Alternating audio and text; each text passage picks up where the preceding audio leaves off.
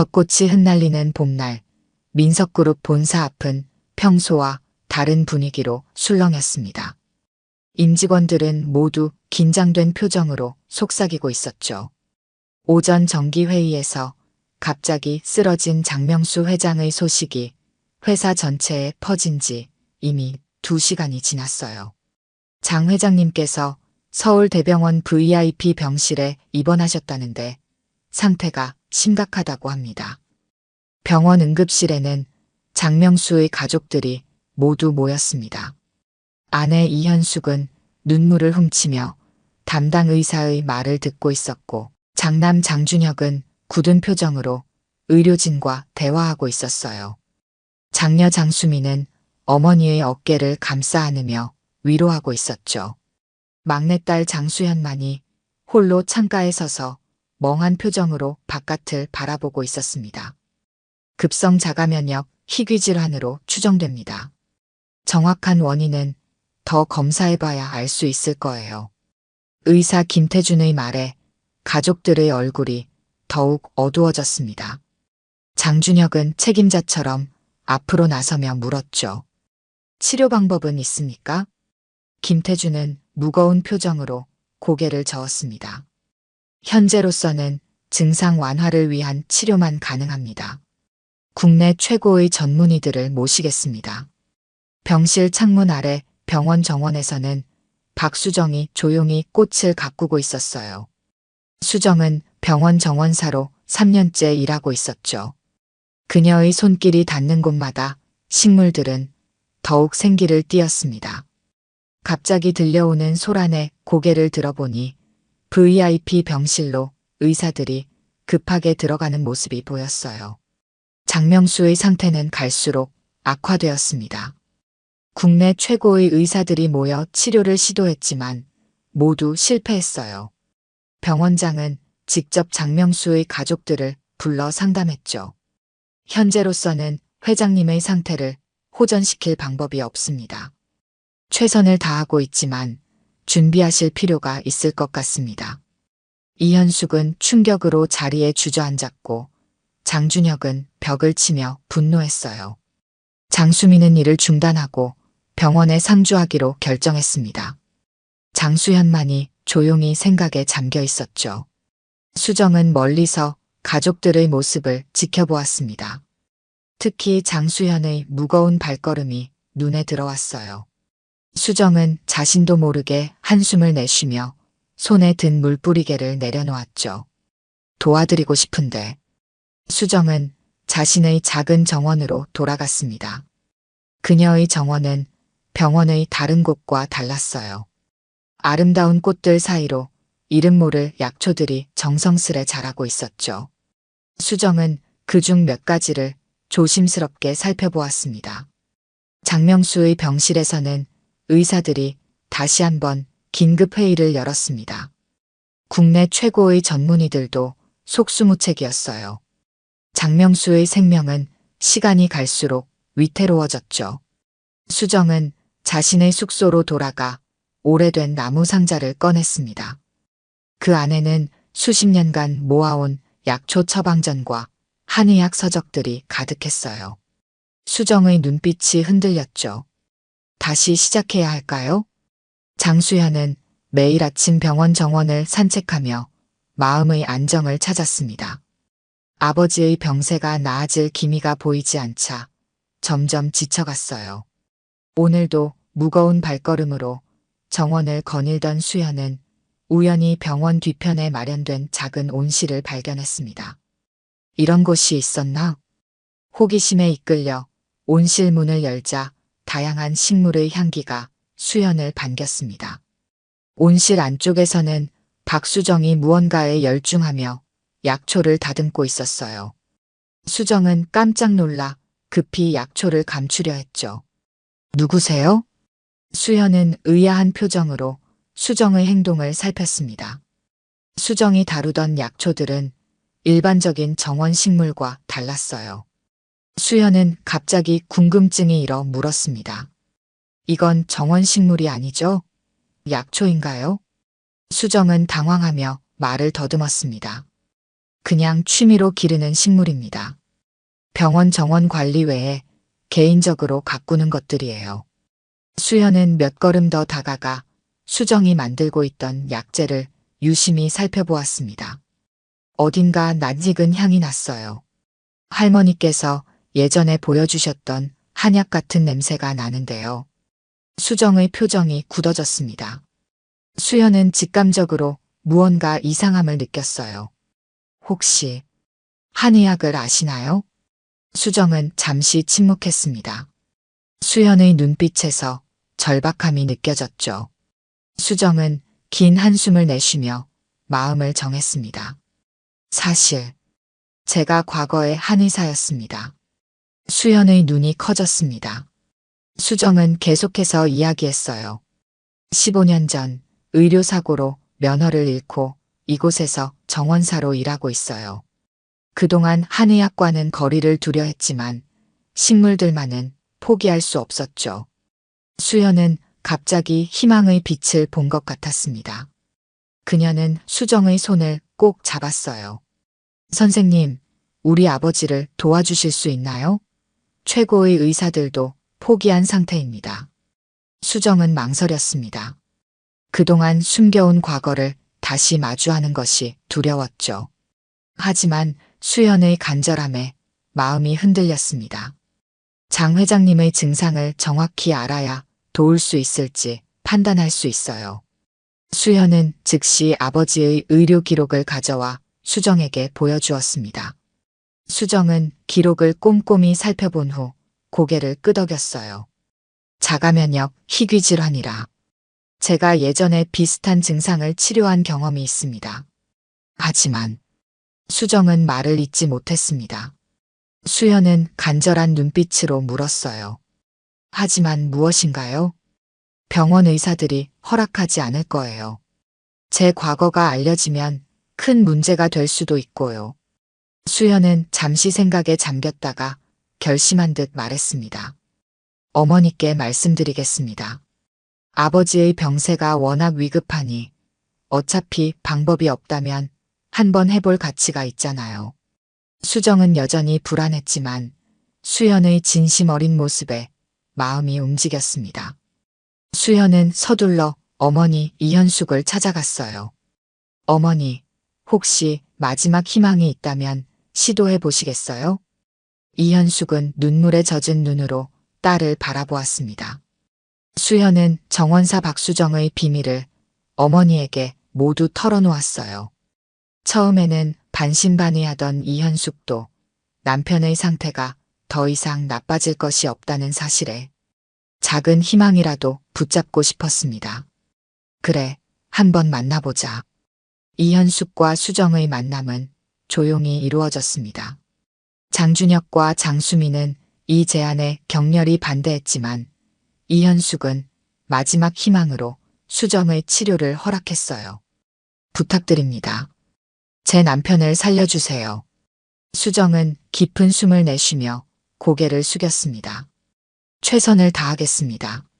수정은 자신의 온실에서 밤을 새워가며 약재를 준비했습니다. 15년 만에 다시 잡은 한약 소재들이 낯설면서도 익숙했어요. 수정의 손끝은 떨리고 있었지만 그 움직임은 정확했습니다. 오랜 세월 잊지 않은 솜씨가 그대로 살아났죠. 이 약은 자가면역 반응을 조절하는데 도움이 될 거예요. 수정은 자신이 직접 재배한 약초들로 첫 번째 처방을 완성했습니다. 장명수의 병실로 향하는 수정의 발걸음은 무거웠어요. 병실 문 앞에서 장준혁이 차갑게 수정을 바라보았죠. 정말 효과가 있는 겁니까? 아버지 상태가 더 나빠지면 책임질 수 있습니까? 수정은 고개를 숙이며 대답했습니다. 효과를 장담할 수는 없습니다. 하지만 최선을 다하겠습니다. 이현숙이 나서서 아들을 진정시켰어요. 준혁아, 우리에게 남은 선택이 없잖니. 박 선생님을 믿어보자. 장수미도 남동생 옆에 서서 고개를 저었습니다. 그녀의 눈에는 불신이 가득했죠.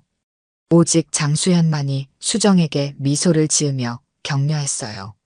선생님, 아버지를 부탁드립니다. 수정은 장명수의 맥을 짚어보았습니다. 차갑고 약한 맥박이 느껴졌어요.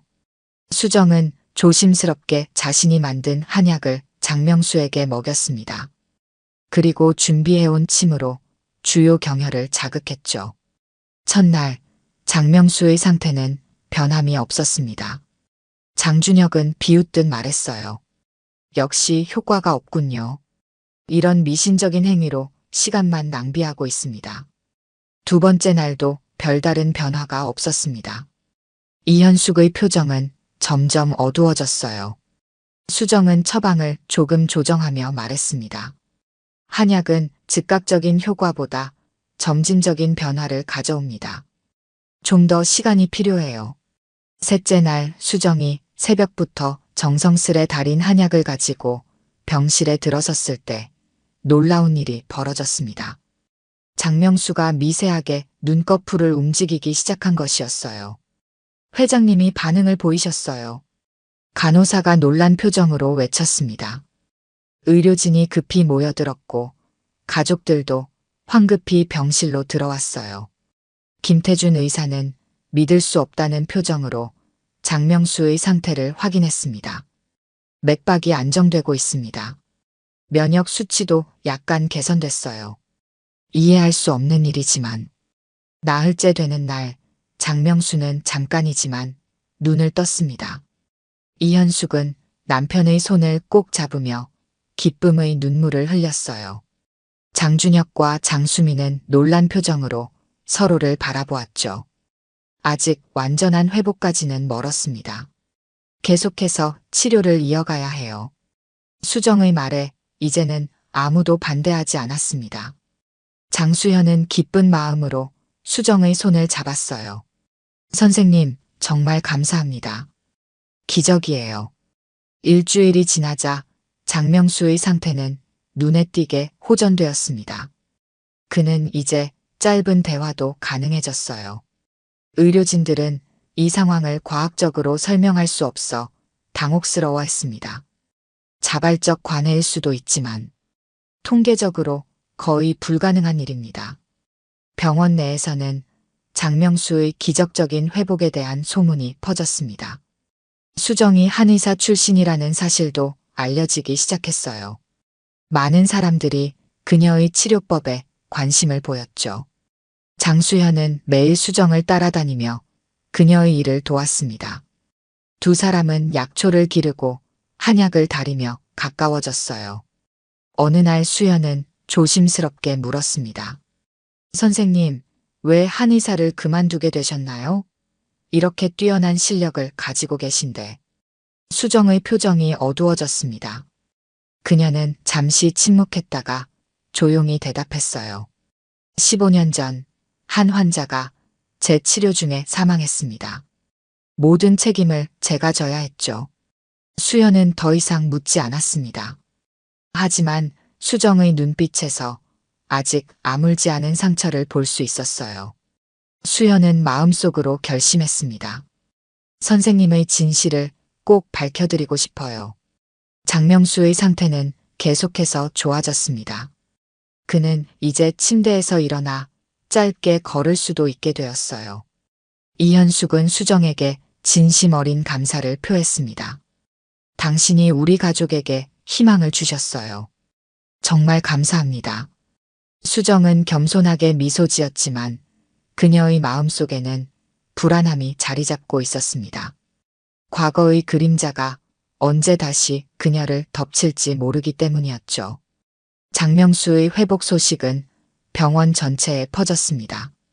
의사들은 의학적으로 설명할 수 없는 이 현상에 대해 열띤 토론을 벌였죠. 특히 김태준 과장은 이 상황을 불편하게 여기는 듯 했어요. 정원사의 민간요법으로 회장이 나았다는 소문이 퍼지면 병원 신뢰도에 문제가 생길 수 있습니다. 병원장 강민석은 깊은 한숨을 내쉬었습니다. 그는 회의실 창문을 통해 정원에서 약초를 다듬고 있는 수정의 모습을 바라보았어요. 박수정이라. 왠지 익숙한 이름인데. 김태준이 태블릿을 건네며 말했습니다. 15년 전 큰 의료사고를 일으킨 한 의사입니다.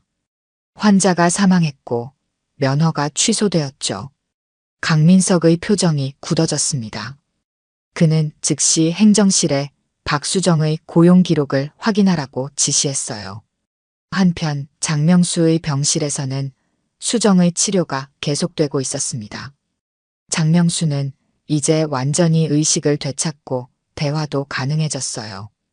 이현숙은 남편의 손을 잡고 기쁨의 눈물을 흘렸죠. 정말 기적 같아요. 박 선생님 덕분입니다. 장명수는 힘없이 고개를 돌려 수정을 바라보았습니다. 처음 보는 얼굴이었지만 그녀의 눈에서 깊은 진심을 느낄 수 있었어요. 감사합니다. 당신이 절 살려낸 거군요. 수정은 겸손하게 고개를 숙였습니다. 그녀의 한약과 침술은 장명수에게 놀라운 효과를 보였어요. 의료진조차 이해할 수 없는 회복이었죠. 장수현은 수정의 과거에 대해 더 알아보기로 결심했습니다. 그녀는 인터넷 검색을 통해 15년 전 사건에 대한 기사들을 찾아보았어요. 황 회장 부인, 한방 치료 중 사망, 담당 한의사 박수정 면허 취소. 수현은 기사를 읽으며 충격에 빠졌습니다. 수정이 그토록 유명한 한의사였다는 사실이 놀라웠어요. 더 깊이 조사하던 수현은 또 다른 기사를 발견했습니다. 약재 공급업체 문제 가능성도, 부검 결과 특이한 독성 물질 발견. 수현은 의문이 들었습니다. 이 사고가 정말 수정의 잘못이었을까요? 더 자세한 정보를 얻기 위해 그녀는 예전 병원 관계자들을 수소문하기 시작했어요. 병원에서는 박수정의 정체가 밝혀지면서 논란이 일었습니다. 의사들 중에는 그녀의 치료를 즉시 중단해야 한다고 주장하는 이들이 많았어요. 김태준 과장이 앞장서서 반대했죠. 면허가 취소된 사람이 의료행위를 하는 건 불법입니다. 더구나 그녀는 사람을 죽인 전력이 있어요. 강민석 병원장은 고민에 빠졌습니다. 법적으로는 김태준의 말이 맞았지만 장명수의 회복은 부정할 수 없는 사실이었어요. 그는 장명수 가족과 상담하기로 결정했죠. 회장님 가족들께 상황을 설명하고 결정을 맡기는 게 좋겠습니다. 언론에도 이 소식이 새어나갔습니다. 민석그룹 회장이 면허 취소된 한의사에게 치료받는다는 기사가 헤드라인을 장식했어요. 병원 앞에는 취재진들이 몰려들었죠. 장준혁은 분노했습니다. 그는 병원장실에서 강민석을 만나 따졌어요. 왜 이런 사람을 고용했습니까? 우리 아버지가 위험에 처할 수도 있었어요. 강민석은 난처한 표정으로 설명했습니다. 박수정 씨는 정원사로만 고용되었습니다. 의료 행위를 할 거라고는 예상하지 못했어요. 장수미도 동생 장수현을 질책했습니다. 수현은 이 모든 일의 시작점이었으니까요. 어떻게 그런 위험한 제안을 할 수 있었니? 아버지가 더 나빠지면 어쩔 뻔했어. 수현은 혼란스러웠습니다. 수정을 믿었지만 새롭게 밝혀진 과거는 그녀도 동요하게 만들었어요. 수현은 직접 수정을 찾아갔습니다. 선생님, 사실대로 말씀해 주세요. 15년 전 그 사고, 정말 선생님 잘못이었나요? 수정은 오랫동안 침묵했습니다. 그녀의 눈에는 깊은 슬픔이 담겨 있었어요. 책임은 제가 져야 했습니다. 제 처방으로 환자가 돌아가셨으니까요.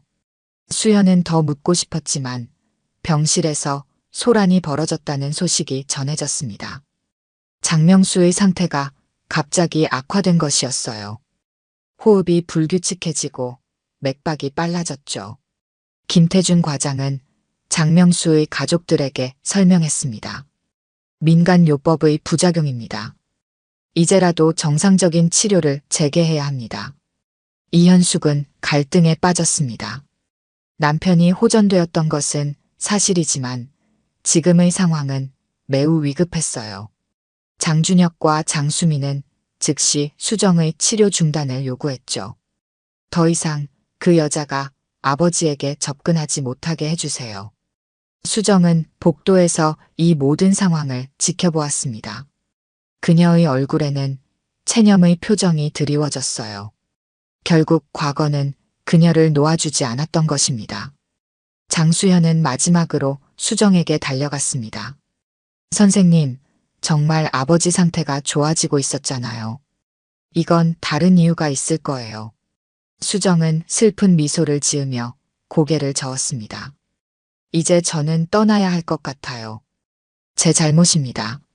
수정은 조용히 자신의 짐을 챙기기 시작했습니다. 그녀의 눈가에는 후회와 슬픔의 눈물이 맺혔어요. 수정은 병원을 떠나기 전 마지막으로 자신의 작은 온실을 정리했습니다. 정성껏 갖고 온 약초들을 하나하나 살피며 작별 인사를 나누는 기분이었어요.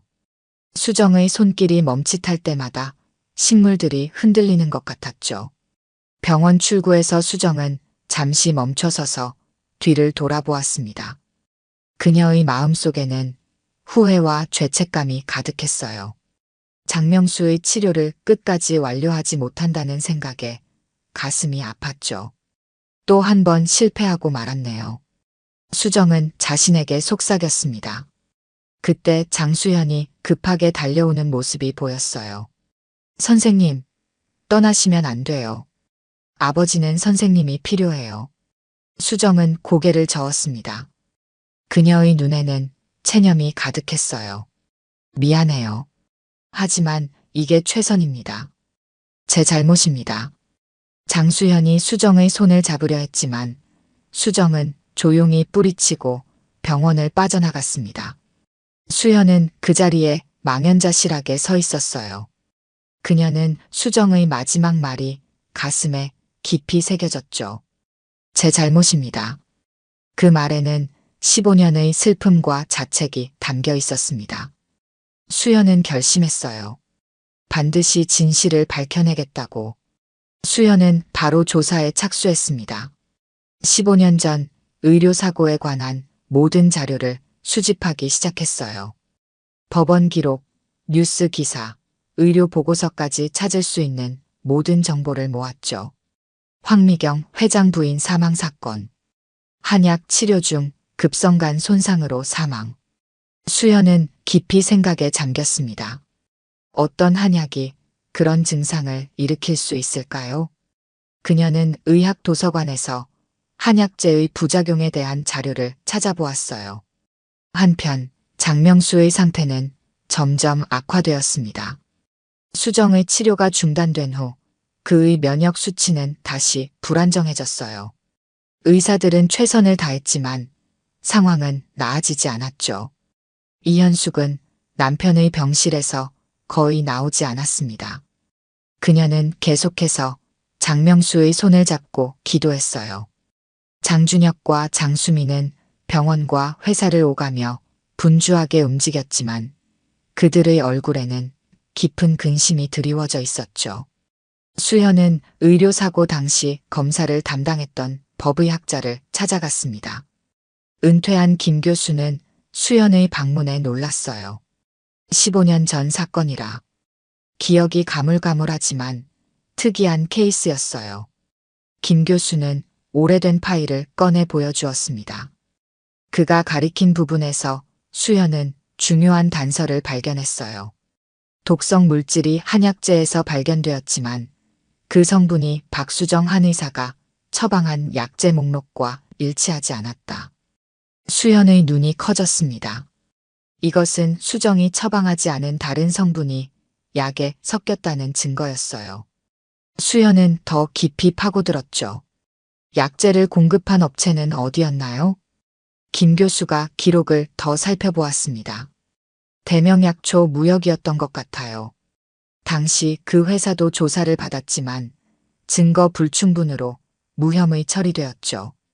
수현은 즉시 대명약초 무역에 대한 정보를 찾아보았습니다. 놀랍게도 그 회사는 의료사고 직후 문을 닫았고 대표는 해외로 도피했다는 사실을 알게 되었어요. 이상하네요. 왜 그렇게 갑자기? 수연은 조금 더 조사하다가 충격적인 사실을 발견했습니다. 대명약초 무역의 실소유주가 바로 당시 사망한 황미경의 조카였던 것이죠. 이 사실은 재판에서 언급되지 않았어요. 이건 음모였어. 수정 선생님은 희생양이었던 거야. 수연은 급히 이 증거들을 모아 법률 전문가에게 자문을 구했습니다. 변호사는 이 증거들이 재심을 요청할 만큼 충분하다고 조언했어요. 박수정 선생님의 면허 취소 판결을 뒤집을 가능성이 높습니다. 수연은 희망에 차서 수정을 찾아 나섰습니다. 하지만 수정은 연락이 닿지 않았어요. 그녀가 남긴 주소로 찾아갔지만 이미 짐을 싸서 떠난 상태였죠. 병원에서는 장명수의 상태가 위급해져 가족들이 모두 모였습니다. 의사들은 더 이상 할 수 있는 것이 없다고 말했어요. 이현숙은 절망에 빠져 눈물을 흘렸죠. 수정 선생님이 계셨다면. 장수현은 어머니 곁에 앉아 위로했습니다. 그리고 자신이 발견한 진실에 대해 가족들에게 모두 털어놓았어요. 수정 선생님은 억울하게 면허를 잃었어요. 그분은 누명을 썼던 거예요. 장준혁과 장수미는 수현의 이야기를 듣고 충격에 빠졌습니다. 특히 장준혁은 자신이 수정을 오해했다는 사실에 깊은 후회를 느꼈어요. 수정 선생님을 찾아야 해요. 아버지를 살릴 수 있는 유일한 사람이에요. 가족들은 힘을 합쳐 수정의 행방을 수소문했습니다. 경비원, 간호사, 심지어 병원 주변 상점 주인들까지 모두 수소문했지만 소식은 없었어요. 장수현은 마지막으로 수정의 온실을 다시 찾아갔습니다. 그곳에는 아직 수정이 키우던 약초들이 남아 있었어요. 수현은 그 식물들 사이에서 작은 메모를 발견했습니다. 산속 작은 오두막에서 시작했던 일을 끝내러 갑니다. 수현은 즉시 그 의미를 깨달았습니다. 병원에 입사하기 전 수정이 살았던 산속 오두막이 있다고 들었어요. 그녀는 가족들에게 알리고 즉시 그곳으로 향했습니다. 산속 좁은 길을 따라 장수현의 차가 천천히 올라갔습니다. 울창한 숲 사이로 난 흙길은 비가 내린 후라 질척거렸어요. 수연은 긴장된 표정으로 앞만 보며 운전했습니다. 시간이 얼마 남지 않았다는 생각에 그녀의 손은 핸들을 꽉 쥐고 있었죠. 어디까지 있는 거야?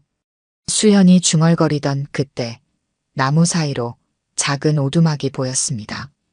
낡은 기와 지붕 위로 연기가 피어올랐어요. 누군가 있다는 신호였죠.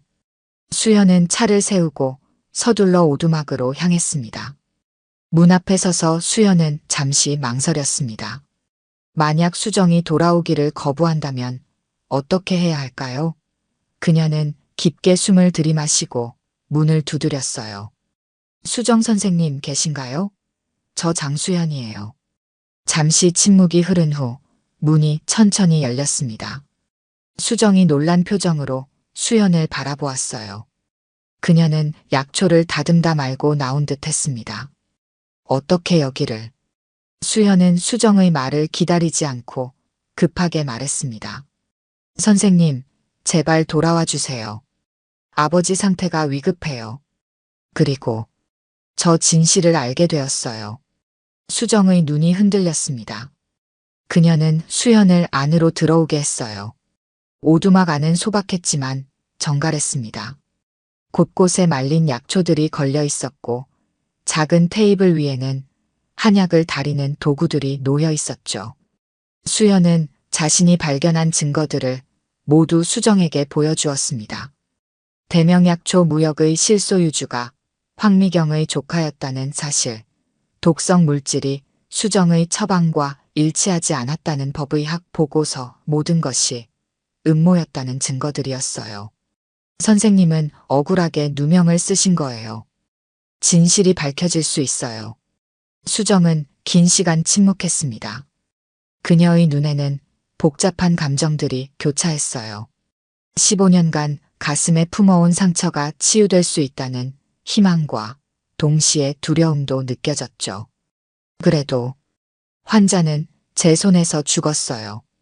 그건 변하지 않는 사실이에요. 수연은 수정의 손을 꼭 잡았습니다. 하지만 그건 선생님 잘못이 아니었어요.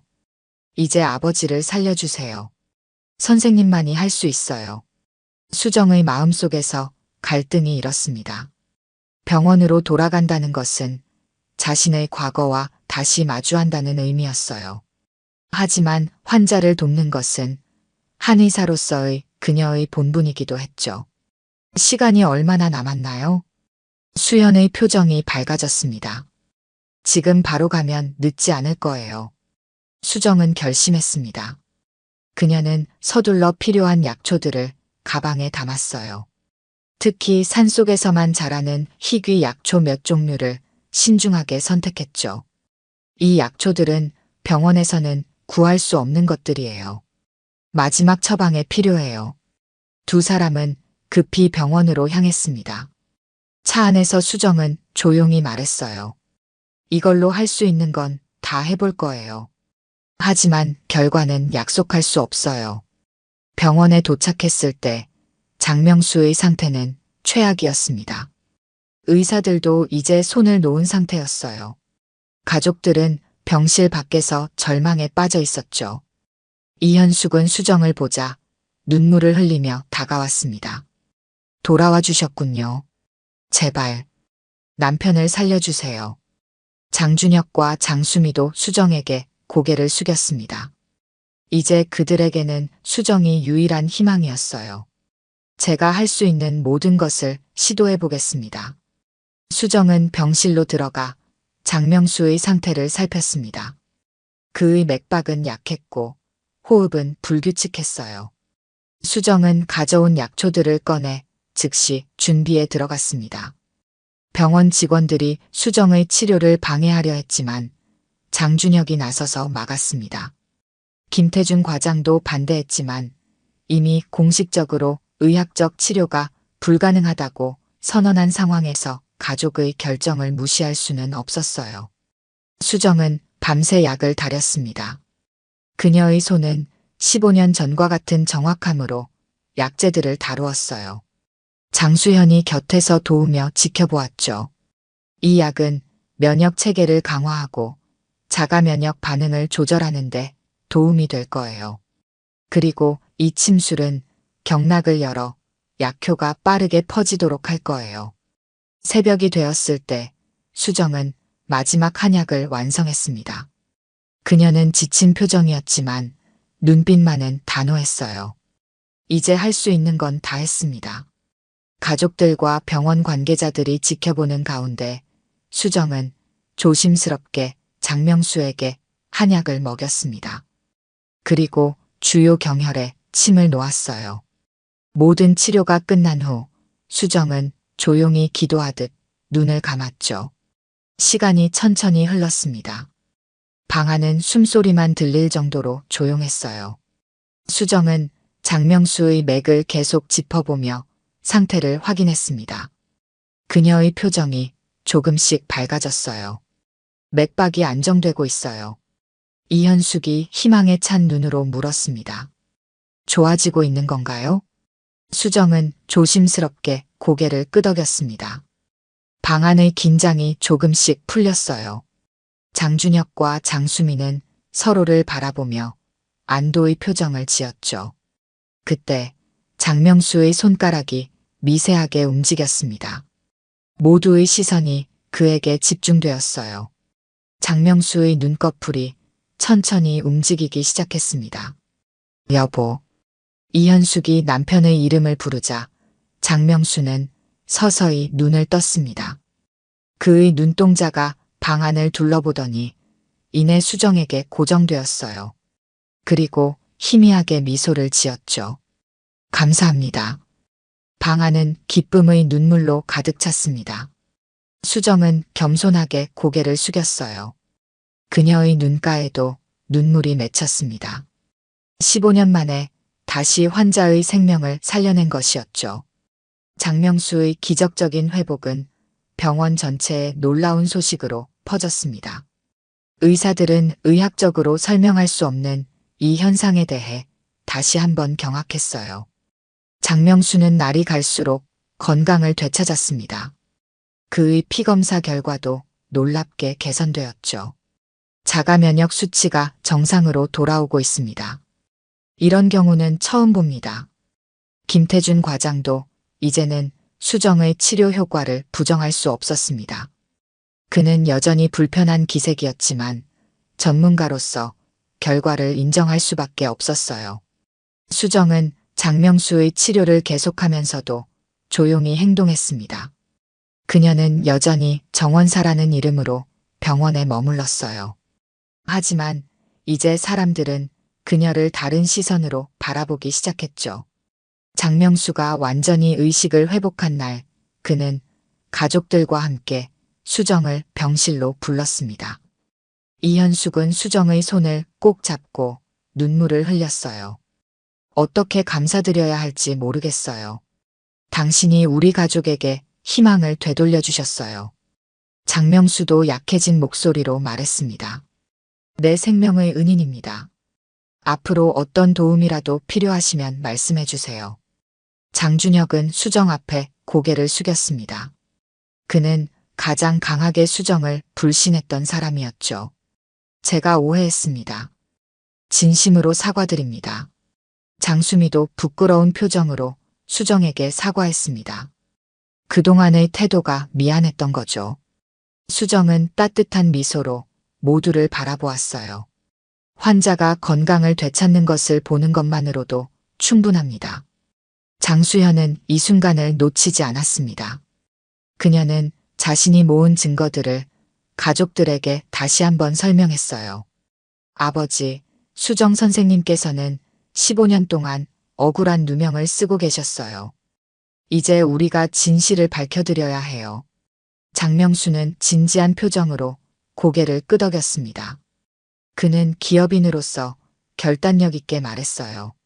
당신의 명예를 회복시켜드리겠습니다. 우리 민석그룹의 법무팀이 전력을 다할 겁니다. 수정은 감동했지만 한편으로는 두려웠습니다. 15년간 숨겨온 상처를 다시 들춰내는 것이 쉽지 않았어요. 그동안 저는 그저 조용히 살아왔습니다. 다시 그 일을 겪어야 한다고 생각하니 장수현이 수정의 어깨를 감싸 안았습니다. 선생님, 이제 혼자가 아니에요. 우리가 함께 할게요. 장명수의 회복 소식과 함께 수정의 과거 의료사고에 대한 재조사가 시작되었습니다. 장준혁은 민석그룹의 영향력을 활용해 최고의 변호사들을 고용했어요. 장수현이 찾아낸 증거들이 법정에 제출되었죠. 재조사 과정에서 충격적인 사실들이 추가로 밝혀졌습니다. 대명약초 무역의 전 직원이 나타나 증언했어요. 황미경 회장 부인의 조카 황태석이 특별히 처방된 약재를 바꾸라고 지시했습니다. 그는 박수정 선생님의 명성을 무너뜨리려는 계획을 가지고 있었어요. 언론에서는 이 사건을 대대적으로 보도했습니다. 15년 전 억울하게 면허를 잃은 한 의사가 대기업 회장의 목숨을 구하고 진실이 밝혀진다는 이야기는 많은 사람들의 관심을 끌었어요. 한의학의 진가를 보여준 박수정 한의사, 15년 만에 명예 회복의 길로. 재심 과정은 빠르게 진행되었습니다. 법원은 새로운 증거들을 검토한 끝에 수정의 면허 취소 판결을 뒤집었어요. 판사는 판결문에서 분명히 밝혔죠. 박수정 한의사는 의료사고의 책임이 없음이 명백히 입증되었다. 15년간 부당하게 박탈된 그녀의 의사 자격을 즉시 회복시킨다. 수정은 법정에서 판결을 들으며 눈물을 흘렸습니다. 15년의 기다림이 끝난 순간이었어요. 장수현과 장명수 가족들이 그녀 곁에서 함께 기뻐했죠. 병원으로 돌아온 수정은 이제 정원사가 아닌 한의사로서 정식 직함을 받았습니다. 병원장 강민석은 그녀에게 통합의학센터의 한방 부문을 맡아달라고 제안했어요. 당신의 경험과 지식은 우리 병원의 큰 자산이 될 것입니다. 수정은 감사하게 제안을 받아들였습니다. 그녀는 오랫동안 꿈꿔왔던 한의학과 현대의학의 통합이라는 비전을 이루게 된 것이었어요. 장명수는 퇴원 후에도 정기적으로 수정의 진료를 받았습니다. 그의 건강은 완전히 회복되었고 회사로 복귀할 준비를 하고 있었어요. 어느 날 그는 수정에게 특별한 제안을 했죠. 민석그룹에서 한방의료재단을 설립하려고 합니다. 수정 선생님께서 이사장을 맡아주셨으면 합니다. 이 제안은 수정에게 큰 기회였습니다. 그녀가 믿는 한의학의 가치를 더 많은 사람들에게 알릴 수 있는 길이었어요. 하지만 수정은 잠시 생각에 잠겼습니다. 정원에서 약초를 가꾸는 일도 계속하고 싶습니다. 그곳에서 얻는 지혜와 평화가 제 의술의 근본이니까요. 장명수는 이해한다는 듯 미소 지었습니다. 물론입니다. 재단 내에 연구용 약초원을 만들겠습니다. 선생님께서 직접 설계하시고 관리하시면 됩니다. 수정은 행복한 미소를 지었습니다. 그녀의 눈에는 오랜만에 희망의 빛이 가득했어요. 15년의 그림자에서 벗어나 새로운 미래를 향해 나아갈 수 있게 된 것이었죠. 어느 봄날 수정은 병원 정원에서 약초를 가꾸고 있었습니다. 이번에는 정원사가 아닌 한의사로서 자신만의 약초원을 설계하고 있었어요. 장수현이 커피를 들고 그녀를 찾아왔죠. 선생님, 이제 어떤 느낌이세요? 수정은 따스한 봄볕을 받으며 미소 지었습니다. 마치 꿈을 꾸는 것 같아요. 하지만 이번에는 아름다운 꿈이죠. 1년이 지난 어느 화창한 봄날, 민석한 방의료재단 개원식이 열렸습니다. 널찍한 정원 한가운데 지어진 현대적인 건물 앞에는 많은 사람들이 모여 있었어요. 장명수는 건강한 모습으로 단상에 올라 연설을 시작했습니다. 오늘 우리는 자연의 지혜와 현대의학이 만나는 새로운 장을 열게 되었습니다. 이 모든 것은 한 정원사의 용기와 진심 덕분입니다. 박수정은 조용히 뒤편에 서 있었습니다. 그녀는 여전히 스포트라이트를 받는 것을 불편해했지만 눈빛만은 자신감으로 빛났어요. 이제 그녀는 재단의 이사장이자 한의학 연구소의 책임자였죠. 장명수 가족은 모두 자리에 함께했습니다. 이현숙은 남편을 자랑스럽게 바라보았고 장준혁과 장수민은 재단 운영에 적극적으로 참여하기로 했어요. 특히 장수현은 한의학을 공부하기 시작했습니다. 수정의 제자가 되기로 한 것이죠. 개원식이 끝난 후 수정은 자신이 직접 설계한 약초원으로 장명수 가족을 안내했습니다. 다양한 약초들이 아름답게 어우러진 정원은 그녀의 철학이 담긴 공간이었어요. 이곳에서 키운 약초들로 많은 사람들을 치료하고 싶습니다. 자연이 주는 선물로 아픈 마음과 몸을 어루만지는 거죠.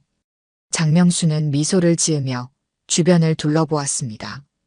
그의 건강은 완전히 회복되어 예전보다 더 활력이 넘쳤어요. 이제 정원사님은 회장님 병을 고친 것이 아니라 우리 모두의 삶을 바꾸셨네요. 수정은 부끄러운 듯 웃음을 지었습니다. 그녀의 눈가에는 잔잔한 행복이 머물렀어요. 정원 한켠에서 장수현이 약초를 살피며 메모를 하고 있었죠. 자연은 언제나 우리에게 치유의 길을 보여줍니다. 우리는 그저 그 지혜에 귀 기울일 줄 알아야 해요. 그들이 정원을 거닐 때 봄바람이 살랑이며 꽃잎을 흩날렸습니다. 수정은 이제 더 이상 숨지 않고 당당하게 자신의 지식과 경험을 나누며 새로운 길을 걷고 있었어요.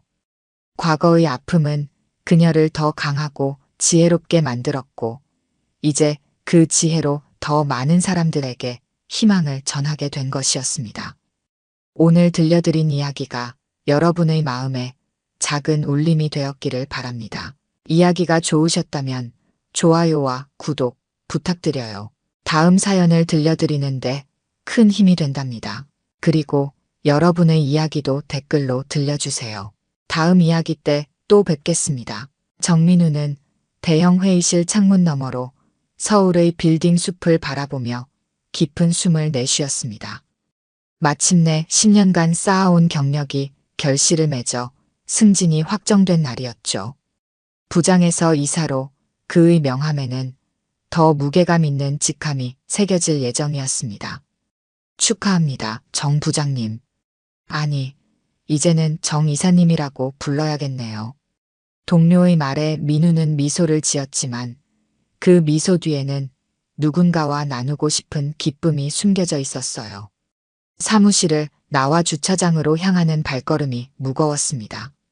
차키를 꺼내며 백미러에 걸린 작은 인형을 바라봤죠. 아내 서유진이 결혼기념일에 선물했던 마지막 선물이었습니다. 오늘은 좋은 소식 들었는데. 민우는 중얼거리며 차에 오릅니다. 이제 8년이 지났지만 아직도 혼잣말을 하는 버릇은 고쳐지지 않았어요. 한강변을 따라 달리며 민우는 그날의 기억을 떠올렸습니다.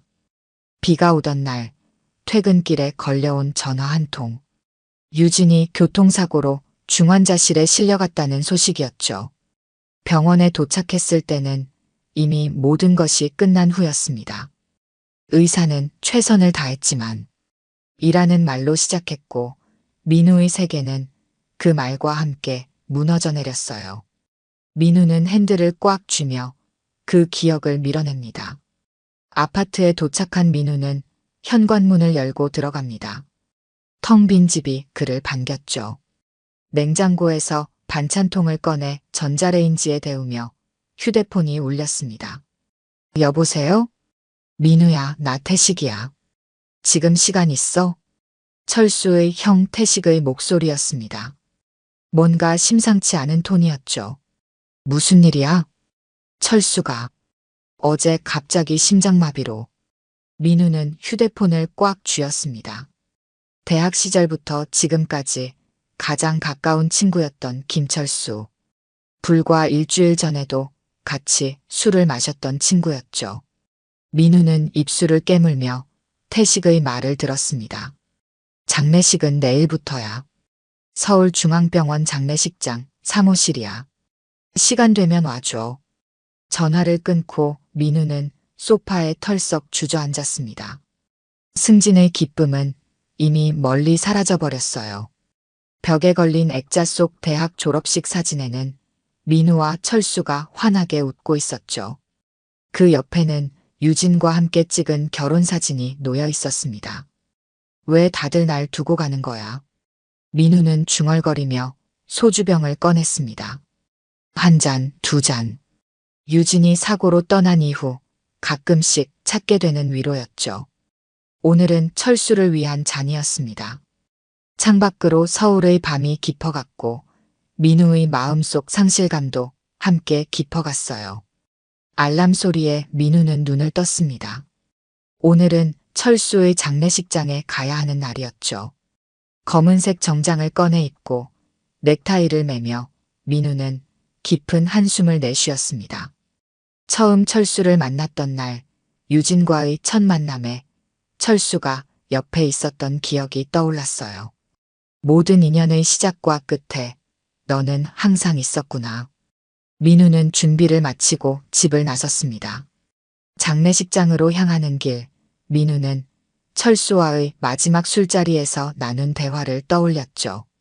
철수는 그날도 어딘가 불안해 보였습니다. 할 말이 있는데 라며 꺼내다 말았던 이야기가 무엇이었을까요? 이제는 영원히 알 수 없게 되었습니다. 서울중앙병원 장례식장은 조문객들로 붐볐습니다. 김철수는 사회적으로 꽤 인맥이 넓은 사람이었죠. 민우는 입구에서 헌화를 하고 조문록에 이름을 적었습니다. 심호흡을 한 뒤 빈소 안으로 들어갔어요. 빈소 안에는 철수의 영정사진이 놓여 있었습니다. 늘 웃고 있던 그의 모습이 액자 속에 갇혀 있었죠. 영정 앞에서 민우는 묵념을 올렸습니다. 눈시울이 붉어졌어요. 대학 시절부터 함께 술 마시고 취업 준비하고 서로의 결혼식에서 축하해주던 친구였는데 이제는 영원히 보지 못할 친구가 되었습니다. 민우야, 왔구나. 태식의 목소리에 민우는 고개를 들었습니다. 철수의 형 태식은 상주복을 입고 지쳐 보였어요. 민우는 태식에게 다가가 깊이 고개를 숙였습니다. 형님, 정말 갑작스러운 일이라 아직도 믿기지 않습니다. 그래, 나도 마찬가지야. 어제까지만 해도 멀쩡했는데. 태식은 말을 잇지 못했습니다. 두 사람은 잠시 말없이 철수의 영정을 바라봤어요. 민우는 조심스럽게 물었습니다. 철수 마지막에 많이 힘들었어요? 태식은 고개를 저었습니다. 평소처럼 지냈어. 다만 최근에 조금 우울해 보이긴 했지. 무슨 고민이 있는 것 같았는데. 말을 마치기도 전에 빈소 입구에서 소란이 일었습니다. 조문객들이 누군가에게 길을 터주고 있었어요. 민우는 무심코 그쪽을 바라봤습니다. 검은 상복을 입은 여성이 아이의 손을 잡고 들어왔죠. 그 순간 민우의 심장이 멈췄습니다. 시간이 정지된 것 같았어요. 머리부터 발끝까지 전류가 흐른 듯한 충격이 민우를 덮쳤습니다. 눈앞의 여성은 8년 전 교통사고로 세상을 떠난 줄 알았던 아내 서유진이었습니다. 민우는 숨을 쉴 수 없었습니다. 눈을 깜빡였어요. 환각일까? 누군가를 착각한 걸까? 하지만 그럴 리가 없었죠. 세상에 단 하나뿐인 유진의 얼굴, 8년 동안 매일 밤 꿈에서 그리워했던 그 얼굴이었습니다. 유진도 민우를 발견했습니다. 그녀의 얼굴에서 핏기가 싹 빠졌어요. 순간 비틀거리며 뒤로 물러섰습니다. 마치 유령을 본 것처럼 놀란 표정이었죠. 손에 꼭 쥐고 있던 조화가 바닥에 떨어졌어요. 민우는 본능적으로 앞으로 나아갔습니다. 다리가 움직이는지도 몰랐어요. 그저 유진을 향해 걸어갔습니다. 유진아. 민우의 목소리는 떨리고 있었습니다. 유진의 눈에는 공포와 당혹감이 가득했어요. 그녀는 급하게 고개를 숙이고 옆에 있던 아이의 손을 꽉 잡았습니다. 어머니, 누구세요? 아이가 민우를 올려다보며 물었습니다. 민우는 아이를 바라봤어요. 대여섯 살 정도로 보이는 여자아이였습니다. 유진을 닮은 눈매가 민우의 가슴을 찔렀죠. 유진은 입술을 꽉 깨물고 황급히 몸을 돌렸습니다. 아이의 손을 잡고 빈소 밖으로 나가려 했어요. 민우는 정신없이 그 뒤를 쫓았습니다. 유진아, 잠깐만 유진아. 장례식장 복도에서 민우는 유진의 팔을 붙잡았습니다. 유진은 뿌리치지 않았어요. 그저 천천히 돌아서서 민우를 마주했습니다. 눈에는 눈물이 고여 있었죠. 왜? 어떻게? 민우의 말은 제대로 나오지 않았습니다. 너무 많은 질문이 한꺼번에 밀려왔어요. 유진은 잠시 아이를 내려다봤습니다. 은서야, 저기 자판기에서 주스 한 개 사 마시자. 엄마는 잠시 이분과 얘기할게. 아이는 고개를 끄덕이고 복도 끝에 있는 자판기로 달려갔습니다. 민우와 유진은 서로를 바라봤어요. 8년의 세월이 그들 사이에 깊은 계곡처럼 가로놓여 있었습니다. 어떻게 된 거야? 너 살아있었어? 유진은 깊은 한숨을 내쉬었습니다. 그녀의 눈에는 말로 표현할 수 없는 복잡한 감정이 담겨 있었어요. 제발, 그냥 날 잊어줘요. 모든 게 다 지나간 일이에요. 민우는 어깨를 잡으려 했지만 유진은 한 걸음 물러섰습니다. 그녀의 눈에서 눈물이 흘러내렸어요. 내가 어떻게 잊을 수 있어? 8년 동안. 내가 8년 동안. 유진은 고개를 저었습니다. 미안해요. 하지만 이제 돌아갈 수 없어요. 그때 아이가 주스를 들고 돌아왔습니다. 유진은 재빨리 눈물을 닦고 아이의 손을 잡았어요. 가자, 은서야. 이모랑 삼촌들이 기다리실 거야. 유진은 마지막으로 민우를 돌아봤습니다. 그 눈빛에는 제발 따라오지 말라는 간절한 호소가 담겨 있었어요. 민우는 그 자리에 얼어붙은 채 유진과 아이가 멀어지는 모습을 바라볼 수밖에 없었습니다. 민우는 심장이 터질 것 같은 느낌으로 장례식장 벽에 등을 기댔습니다. 숨이 제대로 쉬어지지 않았어요. 방금 본 것이 환각일까요? 아니, 분명히 유진이었습니다. 그 목소리, 그 눈빛, 그 움직임까지 8년 동안 그리워했던 모든 것이 살아 돌아온 듯했죠. 정신을 차리고 민우는 다시 빈소로 들어갔습니다. 유진은 이미 영정 앞에 무릎을 꿇고 있었어요.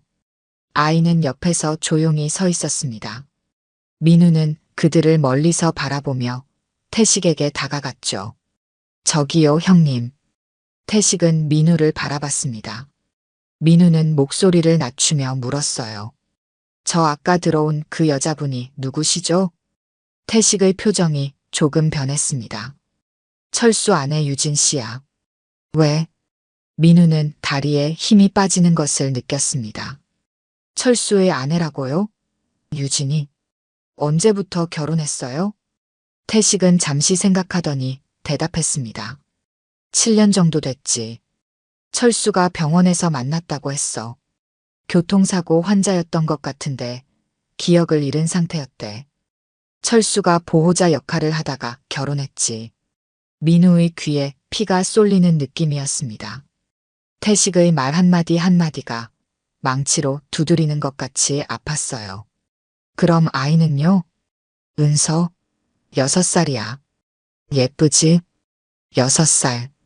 유진이 사고를 당한 지 2년 후에 태어난 아이였습니다. 민우는 아무 말도 할 수 없었어요. 온몸이 떨리고 있었죠. 민우야, 괜찮아? 얼굴이 너무 창백한데. 민우는 억지로 미소 지었습니다. 아, 네. 잠시 현기증이 나서요. 사람들이 북적이는 빈소를 빠져나와 민우는 장례식장 근처 카페에 들어갔습니다. 커피를 주문했지만 손이 너무 떨려 컵을 제대로 잡을 수 없었어요. 머릿속은 혼란스러웠습니다. 죽은 줄 알았던 아내가 살아있었다는 사실, 그것도 친구 철수와 결혼해 살고 있었다는 충격적인 사실에 현실감이 사라졌죠. 민우는 휴대폰을 꺼내 철수의 SNS 계정을 검색했습니다. 가장 최근 게시물에는 가족 여행 사진이 있었어요. 웃고 있는 철수와 유진, 그리고 아이의 모습이 화면을 채웠습니다. 민우는 손가락으로 유진의 얼굴을 쓸어내렸죠. 어떻게 이럴 수가 있지? 휴대폰으로 병원을 검색했습니다. 8년 전 유진이 사고 당한 후 실려갔던 서울대학병원이었어요.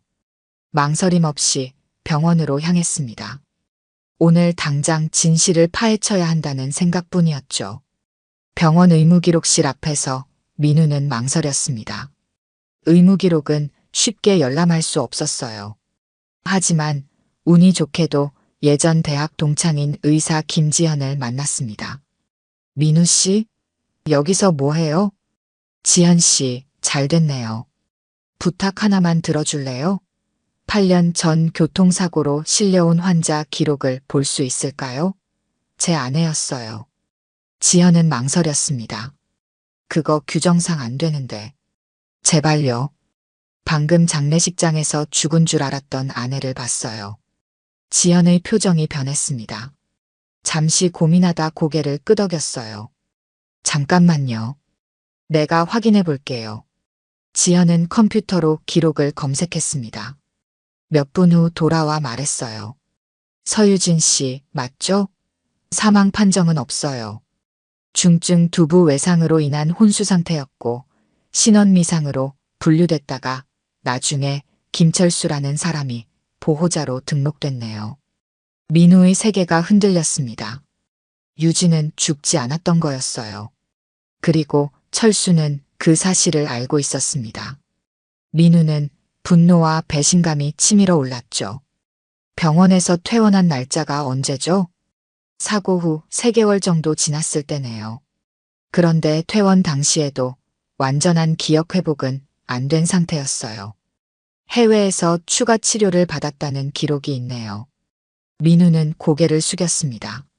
생각이 꼬리에 꼬리를 물었어요. 철수는 왜 민우에게 알리지 않았을까요? 유진은 언제 기억을 되찾았을까요? 아니면 아직도 과거를 기억하지 못하는 걸까요?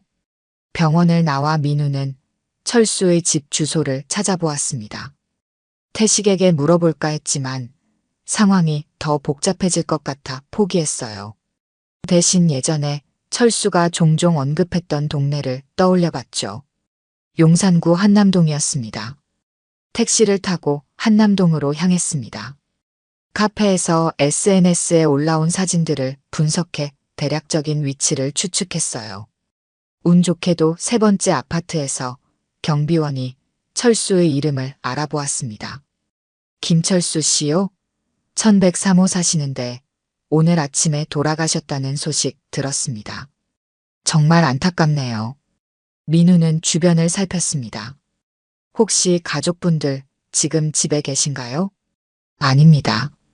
다들 장례식장에 가셨어요. 민우는 고개를 끄덕였습니다. 아파트를 빠져나와 건너편 카페에 자리 잡고 기다렸어요. 유진이 언제든 돌아올 것이라고 생각했죠. 시간이 얼마나 흘렀을까? 마침내 택시 한 대가 아파트 앞에 멈춰 섰습니다. 유진과 아이가 내렸어요. 민우는 심장이 쿵쾅거리는 소리를 들으며 그들을 지켜봤습니다. 이제 그는 유진을 마주하고 모든 진실을 물어볼 생각이었죠. 민우는 아파트 로비에서 유진과 아이가 엘리베이터에 오르는 모습을 지켜봤습니다. 숨을 깊게 들이마시고 그들을 따라 엘리베이터로 향했어요. 손가락이 떨리는 것을 느꼈습니다. 11층 버튼을 누르고 벽에 기대섰죠. 1103호 문 앞에서 민우는 망설였습니다. 무슨 말을 해야 할까요? 어떻게 대화를 시작해야 할까요? 하지만 더 이상 물러설 곳은 없었어요. 민우는 초인종을 눌렀습니다. 문이 열리고 유진이 나타났습니다. 그녀의 얼굴에 놀라움과 당혹감이 스쳤어요. 어떻게 여기를? 민우는 고개를 숙였습니다. 얘기 좀 해도 될까요?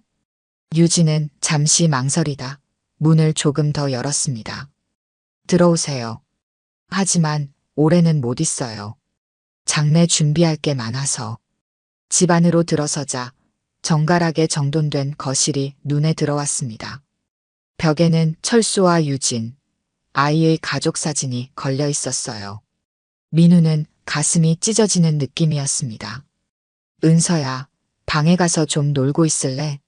엄마 손님이랑 얘기해야 해.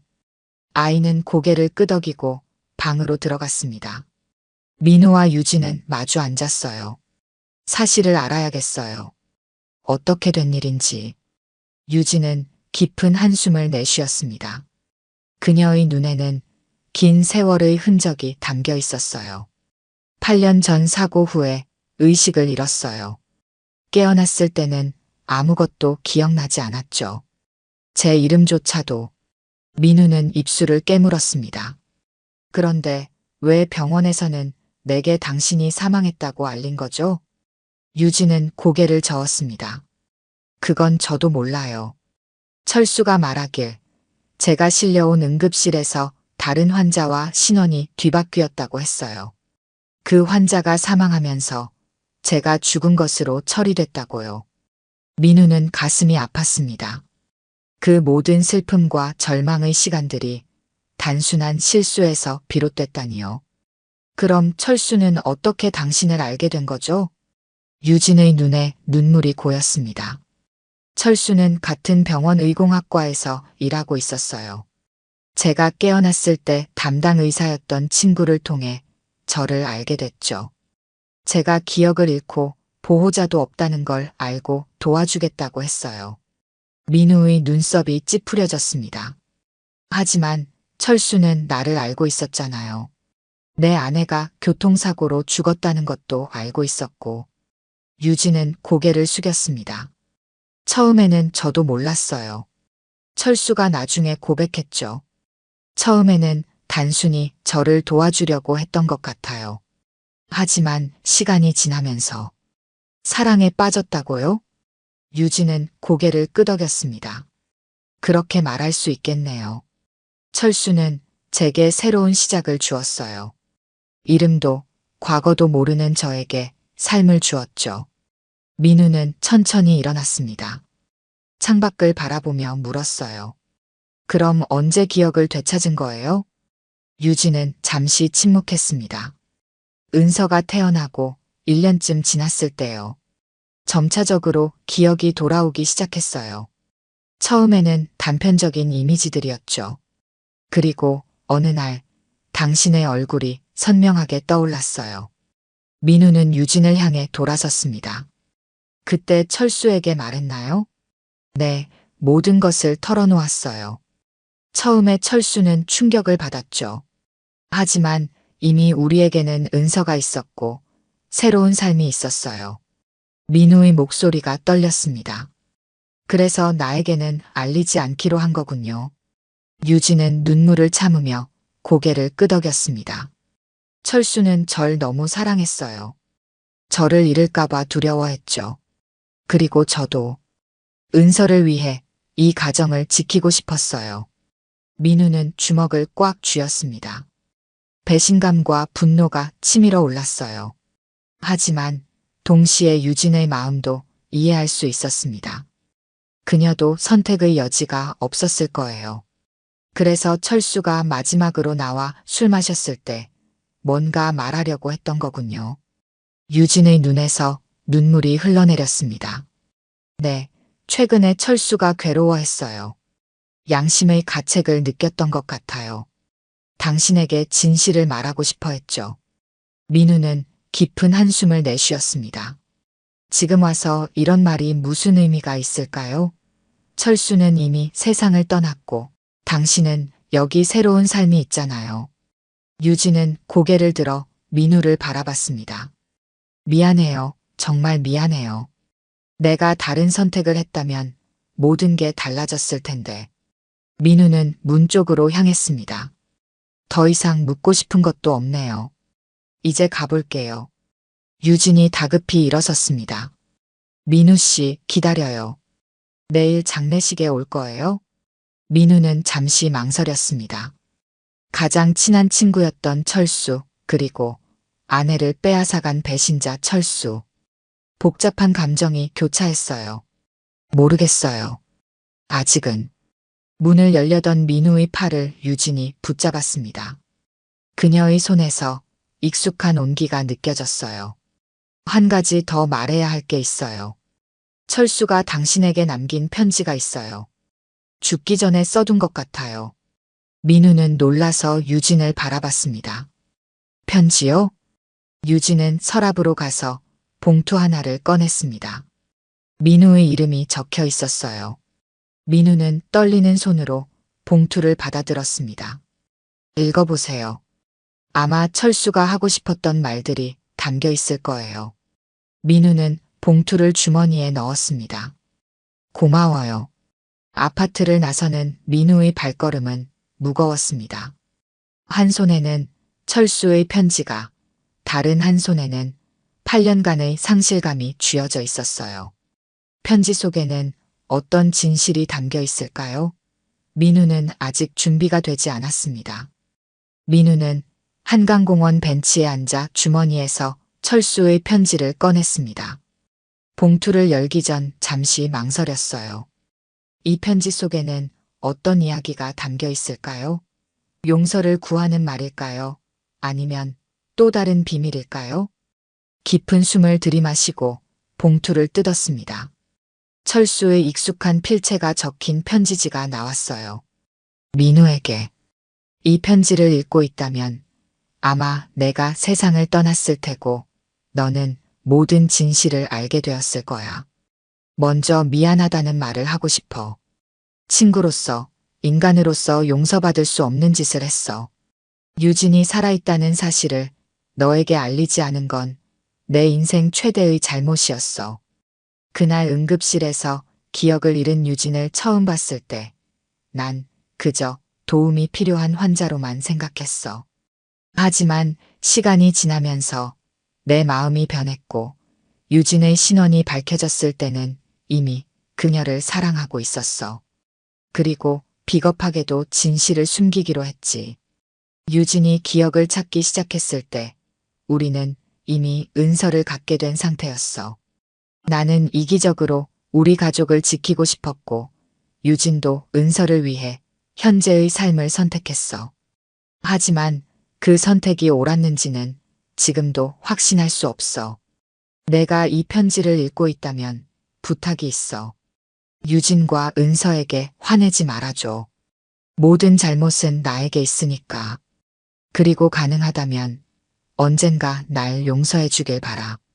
민우는 편지를 내려놓았습니다. 눈에서는 뜨거운 눈물이 흘러내렸어요. 분노와 배신감, 그리고 이상하게도 동정심이 뒤섞인 감정이 가슴을 쳤습니다.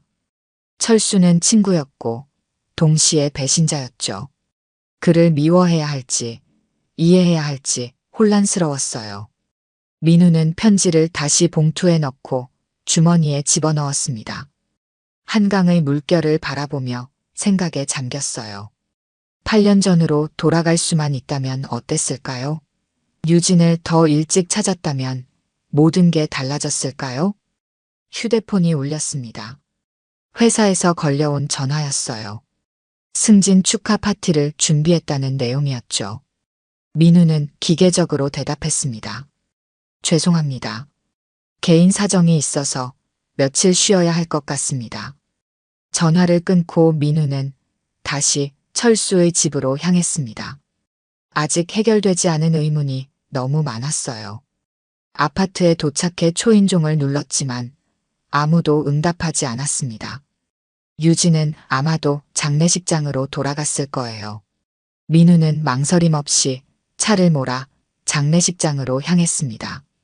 주차장에 차를 세우고 빈소로 들어갔어요. 태식이 민우를 보고 반갑게 맞이했습니다. 왔구나. 오늘 종일 어디 있었어? 연락도 안 받고. 민우는 미안한 표정을 지었습니다. 좀 정리할 게 있어서요.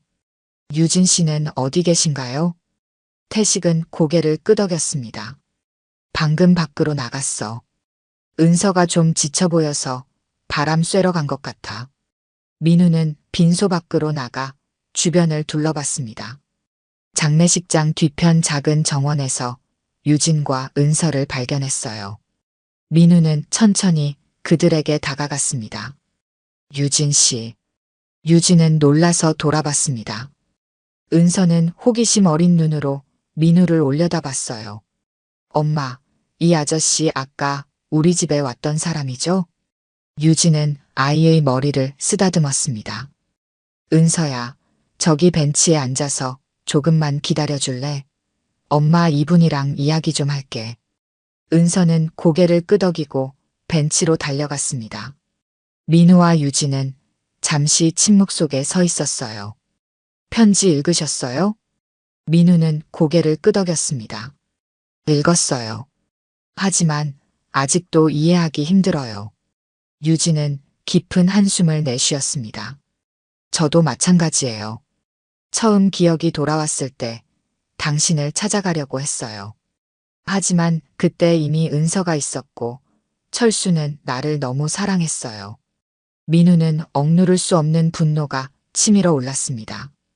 그래서 8년 동안 나를 이 고통 속에 놔둔 거예요? 내가 얼마나 괴로웠는지 알아요? 매일 밤 당신을 그리워하며 울었다고요. 유진의 눈에 눈물이 고였습니다. 미안해요. 정말 미안해요. 하지만 저도 선택할 수 없었어요. 은서가 있었고 철수에게도 책임이 있었고. 책임이라고요? 당신이 내 아내라는 사실이 단순한 책임의 문제였나요? 유진은 고개를 숙였습니다. 그렇지 않아요. 하지만 기억을 되찾았을 때 이미 저는 다른 사람이 되어 있었어요. 철수의 아내이자 은서의 엄마였죠. 민우는 주먹을 꽉 쥐었습니다. 참을 수 없는 배신감이 온몸을 덮쳤어요. 그럼 지금은 어떤 기분이에요? 철수도 없고 이제 다시 당신 혼자가 됐는데. 유진은 고개를 들어 민우를 정면으로 바라봤습니다. 저는 은서의 엄마로 살아갈 거예요. 그게 제가 할 수 있는 유일한 일이니까요. 민우는 쓴웃음을 지었습니다. 아직도 나를 기억해요? 우리가 함께했던 시간들. 유진의 눈에서 눈물이 흘러내렸습니다. 모든 것을 기억해요. 첫 만남부터 마지막 순간까지. 하지만 그 기억들이 지금의 내 삶을 바꿀 수는 없어요. 민우는 가슴이 찢어지는 듯한 아픔을 느꼈습니다. 그래요. 이해해요. 다시 돌아갈 수 없다는 걸. 유진이 조심스럽게 물었습니다. 앞으로 어떻게 할 거예요?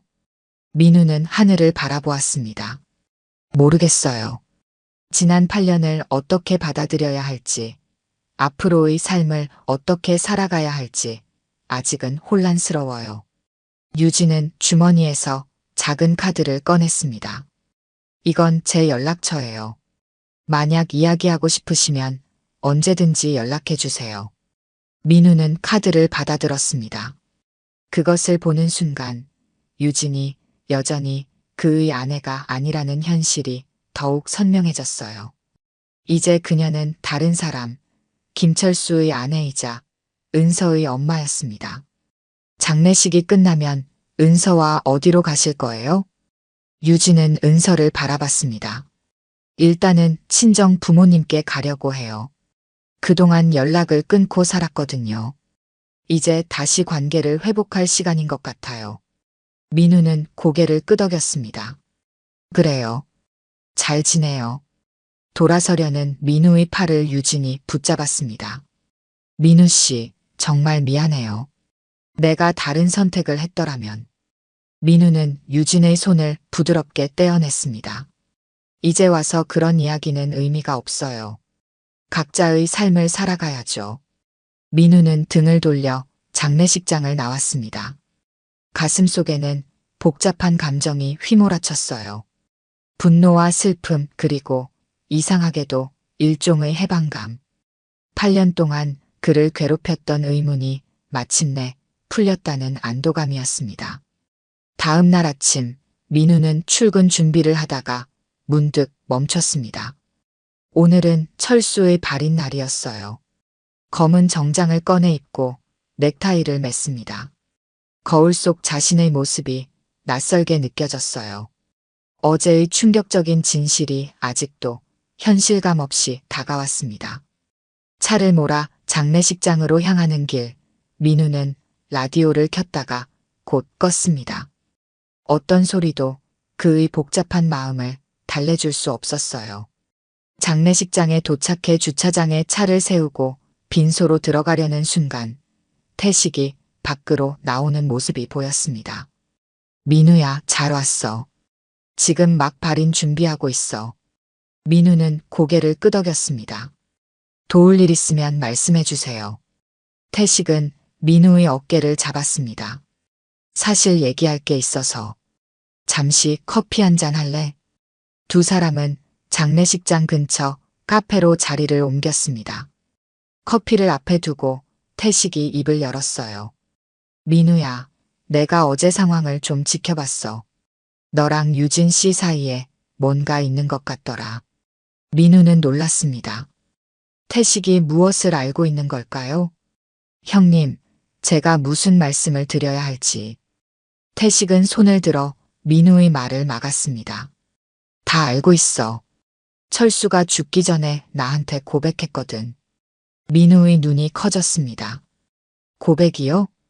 유진 씨가 원래 내 아내였다는 사실, 그리고 철수가 그걸 알면서도 숨겼다는 거. 민우는 말문이 막혔습니다. 태식은 계속해서 이야기했어요.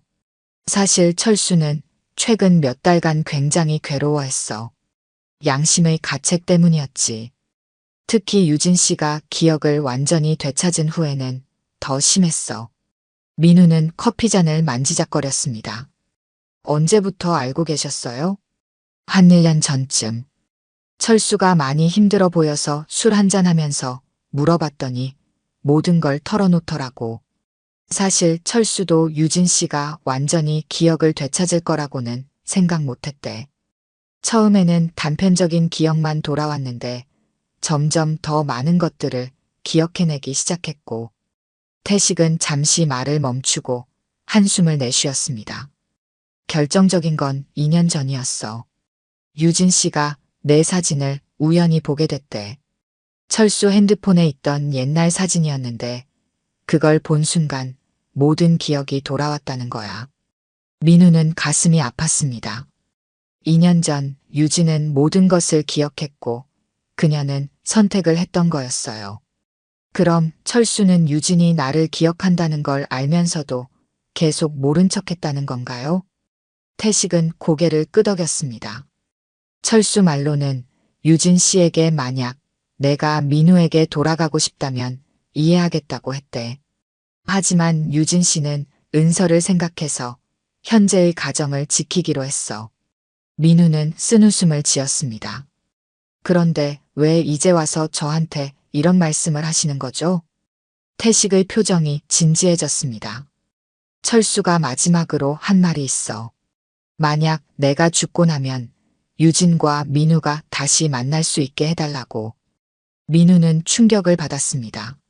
무슨 말씀이세요? 철수는 자기가 유진 씨를 내게서 빼앗았다는 죄책감에 시달렸어. 그리고 그가 없어진다면 적어도 너와 유진 씨는 다시 행복할 수 있지 않을까 생각했던 것 같아. 민우는 머리가 어지러웠습니다. 철수의 마지막 소원이 그와 유진의 재회였다니. 이건 너무 아이러니했어요. 하지만 그건 불가능해요. 유진 씨에게는 이미 은서가 있고 저와 유진 씨 사이에는 8년이라는 시간이 흘렀어요. 태식은 깊은 한숨을 내쉬었습니다. 나도 그렇게 생각해. 하지만 철수의 마지막 부탁이라 너에게 전하고 싶었어. 민우는 고개를 숙였습니다. 마음속으로는 분노와 혼란이 교차했어요. 철수가 유진을 빼앗아간 것은 용서할 수 없는 일이었습니다. 하지만 동시에 철수가 마지막까지 자신의 행동에 책임을 지려 했다는 사실도 인정할 수밖에 없었죠. 철수는 왜 갑자기 심장마비로 죽은 거예요? 건강에 문제가 있었나요? 태식은 어두운 표정을 지었습니다. 실은 철수 몇 달 전부터 심장 문제가 있다는 걸 알고 있었어. 하지만 아무에게도 말하지 않았지. 유진 씨한테도, 심지어 나한테도. 병원에서는 스트레스가 병을 악화시켰을 거라고 하더라. 민우는 가슴이 아팠습니다. 철수의 죽음에는 자신도 일부 책임이 있는 걸까요? 그 죄책감과 스트레스가 철수의 건강을 해쳤다면? 형님, 저는 어떻게 해야 할지 모르겠어요. 태식은 민우의 손을 잡았습니다. 내가 뭐라고 조언할 수는 없어. 하지만 한 가지는 알아도 철수는 내가 행복하길 바랐어. 그리고 유진 씨도 마찬가지야. 민우는 고개를 끄덕였습니다. 두 사람은 다시 장례식장으로 돌아갔어요. 발인 준비가 거의 끝나가고 있었습니다. 유진은 은서의 손을 잡고 영정 앞에 서 있었어요. 민우는 멀리서 그들을 바라보았습니다. 장례식이 진행되는 동안 민우는 복잡한 감정에 휩싸였습니다. 철수를 미워해야 할지, 이해해야 할지 혼란스러웠어요. 그리고 유진에 대한 감정은 더욱 복잡했습니다. 여전히 사랑하고 있지만 이미 그녀는 다른 삶을 살아왔고 다른 사람이 되어 있었죠. 장지로 향하는 차 안에서 민우는 창밖을 바라보며 생각에 잠겼습니다. 유진과의 추억, 철수와의 우정, 그리고 지금의 현실. 모든 것이 꿈같이 느껴졌어요. 장지에 도착해 모든 의식이 끝나고 조문객들이 하나둘 떠나기 시작했습니다. 민우는 마지막까지 남아 철수의 묘 앞에 서 있었어요. 그때 누군가 옆에 다가왔습니다. 유진이었어요. 떠나기 전에 마지막으로 인사하고 싶었어요. 민우는 고개를 끄덕였습니다. 두 사람은 나란히 서서 철수의 묘를 바라봤어요. 태식 씨한테 들었어요. 철수가 마지막으로 한 부탁에 대해서. 민우는 놀란 눈으로 유진을 바라봤습니다. 유진은 미소를 지었어요. 놀라지 마세요. 태식 씨가 저한테도 같은 이야기를 했으니까요. 장례식이 끝나고 일주일이 지났습니다. 민우는 일상으로 돌아가려 했지만 쉽지 않았어요. 회사에 출근했지만 업무에 집중할 수 없었습니다. 머릿속에는 계속해서 유진의 얼굴이 떠올랐죠. 이사 승진 축하 파티는 민우의 부탁으로 잠정 연기되었습니다. 퇴근 후 집으로 돌아오는 길 민우의 휴대폰이 울렸습니다. 모르는 번호였어요. 잠시 망설이다 전화를 받았습니다. 여보세요? 민우 씨, 저 유진이에요. 민우는 길가에 차를 세웠습니다. 심장이 빠르게 뛰기 시작했어요. 어떻게 지내세요? 유진의 목소리가 떨렸습니다. 잘 지내고 있어요. 민우 씨는요? 그럭저럭요. 회사에 복귀했습니다. 잠시 어색한 침묵이 흘렀어요.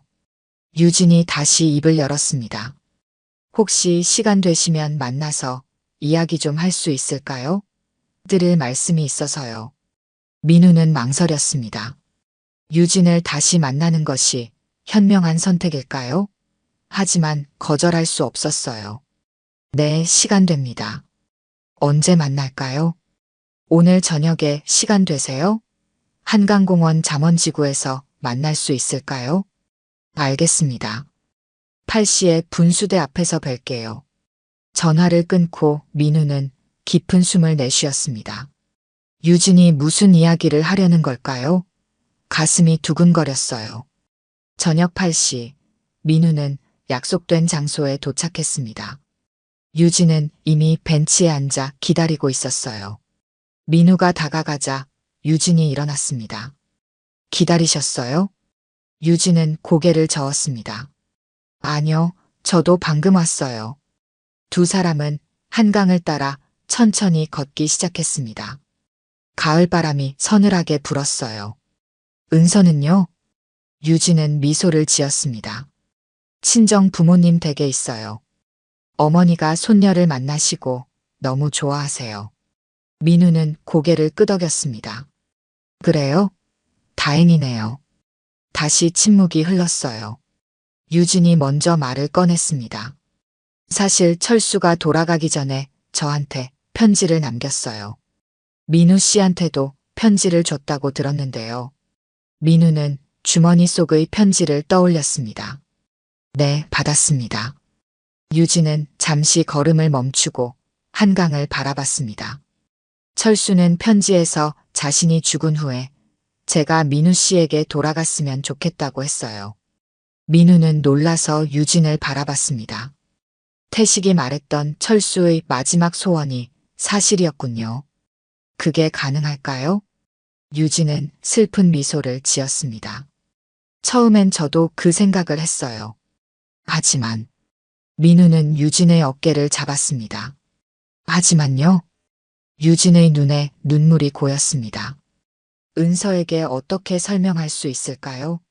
갑자기 아빠가 없어진 상황에서 또 다른 남자를 데려온다는 건 은서에게 너무 큰 혼란이 될 거예요. 민우는 손을 내렸습니다. 유진의 말이 맞았어요. 은서는 아직 너무 어렸고 이 복잡한 상황을 이해하기 어려울 테죠. 이해합니다. 은서를 생각하는 게 우선이죠. 유진은 고개를 끄덕였습니다. 그래서 결정했어요. 일단 은서와 함께 새로운 시작을 하려고 해요. 친정 부모님 근처로 이사하고 은서가 안정을 찾을 때까지 기다릴 생각이에요. 민우는 가슴이 아팠습니다. 또다시 유진을 보낼 수밖에 없는 상황이었어요. 하지만 이번에는 적어도 그녀가 살아있다는 사실을 알고 있었습니다. 그게 최선일 것 같네요. 유진은 민우의 눈을 바라봤습니다. 하지만 민우 씨에게도 미래가 있어요. 8년 동안 절 기다렸던 것처럼 앞으로도 인생을 멈춰두지 마세요. 민우는 쓴웃음을 지었습니다. 쉽게 말할 수 있는 문제가 아니네요. 유진은 민우의 손을 잡았습니다. 오랜만에 느끼는 온기였어요. 철수의 죽음으로 이제 제 속죄는 끝났어요. 민우는 놀랐습니다. 속죄라고요? 유진의 눈에서 눈물이 흘러내렸습니다. 네, 속죄요. 기억이 돌아왔을 때 당신에게 돌아가야 한다는 걸 알았어요. 하지만 그렇게 할 수 없었죠. 철수와 은서에게 책임이 있었으니까요. 그래서 스스로를 벌하는 마음으로 살았어요. 당신을 배신했다는 죄책감으로요. 민우는 유진의 손을 꼭 쥐었습니다. 당신에게는 선택권이 없었어요. 자신을 탓하지 마세요. 유진은 눈물을 닦았습니다. 이제는 철수도 없고 저는 은서를 위해 살아가야 해요. 그리고 민우 씨도 자신의 행복을 찾아야 해요. 민우는 깊은 숨을 내쉬었습니다. 당신의 행복이 먼저예요. 나는 괜찮으니까. 유진은 미소 지었습니다. 아직도 그런 마음이시군요. 항상 저를 먼저 생각해 주셨죠. 두 사람은 다시 걷기 시작했습니다. 가을밤의 한강은 조용했어요. 민우는 오랜만에 마음의 평화를 느꼈습니다. 유진이 살아있다는 사실만으로도 그에게는 충분했어요. 언제 이사하실 계획인가요? 유진은 생각에 잠겼습니다. 이번 주말에요. 서울 근교로 갈 예정이에요. 은서의 학교도 알아봐야 하고요.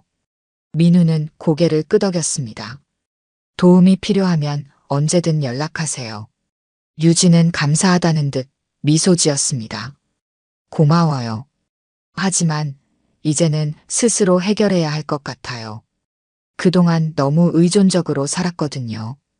두 사람은 분수대 앞에 다시 도착했습니다. 헤어질 시간이 됐어요. 유진 씨, 한 가지만 물어봐도 될까요? 유진은 민우를 바라봤습니다. 네, 뭐든지요. 정말 행복했나요?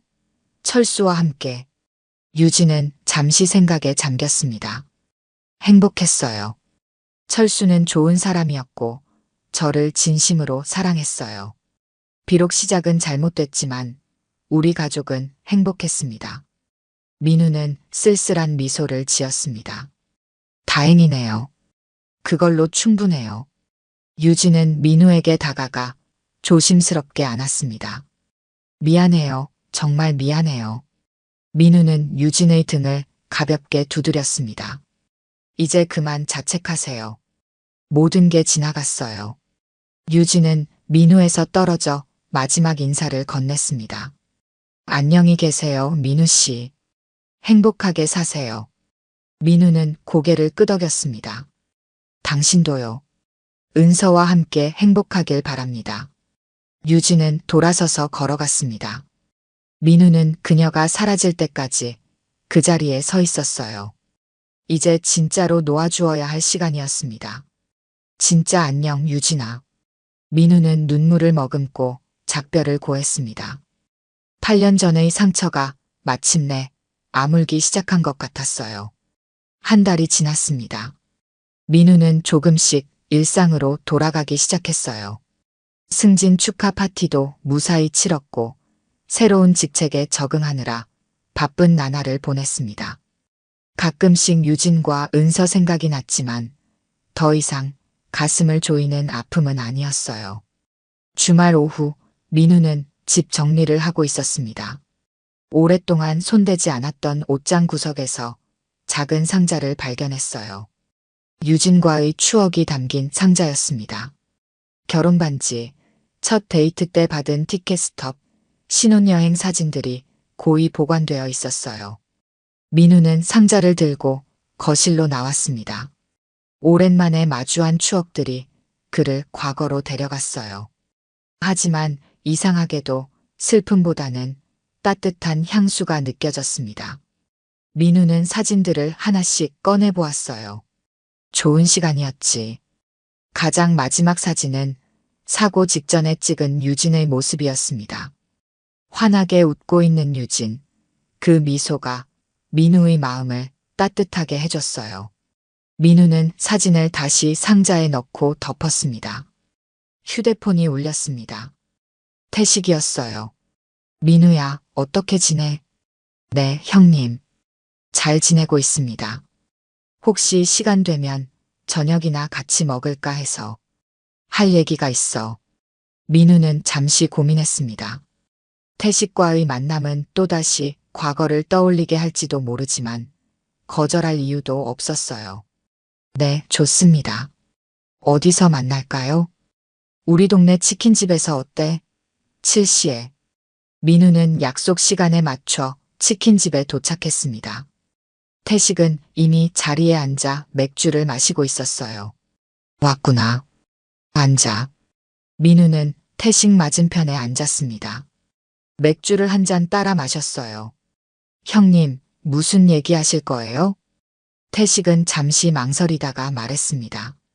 유진 씨한테 연락받았어? 민우는 고개를 저었습니다. 아니요. 그날 이후로는 연락 없었어요.